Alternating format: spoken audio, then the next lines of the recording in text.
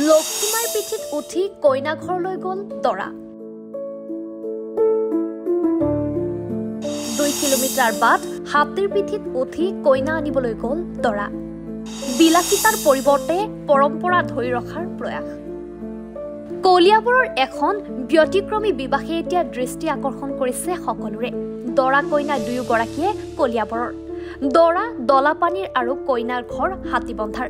দৰাৰ বহুদিনীয়া সপোন পৰম্পৰা ৰক্ষা কৰি হাতীৰ পিঠিত উঠি কইনা অনাৰ দৰাৰ সপোন আৰু পৰম্পৰা ৰক্ষাৰ স্বাৰ্থত প্ৰায় 2 কিলোমিটাৰ বাট হাতীৰ পিঠিত উঠি কইনা আনিবলৈ গ'ল দৰা আৰু পাছে পাছে খোজকাঢ়িয়ে গ'ল বৰযাত্ৰীসকল আনন্দ ফূৰ্তিৰ মাজেৰে সকলোমে অনুষ্ঠিত হৈ গ'ল বিবাহ কাৰ্য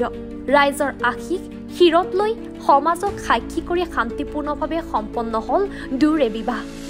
লক্ষ্মীমাই নামৰ মৰম লগা হাতীজনীৰ পিঠিত উঠি কইনা আনিবলৈ যোৱা এই নান্দনিক দৃশ্য এতিয়া এক প্ৰকাৰে আমোদ লগালে সকলোকে চেষ্টা কৰিছো দৰা হৈ পুৰা হাতীৰ পিঠিত উঠি পুৰণি দৰা হৈ কন্যা ঘৰত যাবলৈ যাব পাৰিম নিজকে বহুত আনন্দিত লাগিছে ভাই বন্ধুসকল চবে গোটে আনন্দ ফূৰ্তি কৰি লগতে যাব হাতীবান্ধ এইখন দলাপানী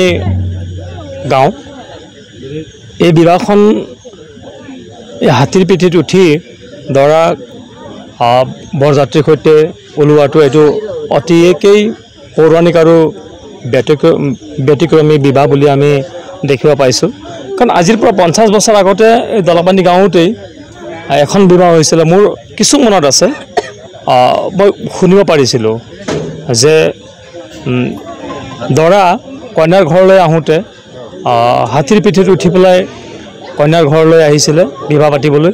আৰু সেই 50 বছৰৰ সেই পুৰণি স্মৃতিটো আকৌ পুনৰ আজি হোৱা পৰিলক্ষিত হৈছে এই পৰম্পৰাটো প্ৰায় এতিয়া নাইকিয়া হৈছে যে ঘোঁৰাৰ পিঠিত উঠি যোৱা তেতিয়া আমি শুনিছিলোঁ শুকুলা ঘোঁৰা তেজাল ঘোঁৰা কিন্তু এই বিবাহটো এই 50 বছৰৰ পিছত পুনৰ দেখিবলৈ পাই নিজকে খুব সুখী অনুভৱ কৰিছোঁ খুব আনন্দ পাইছোঁ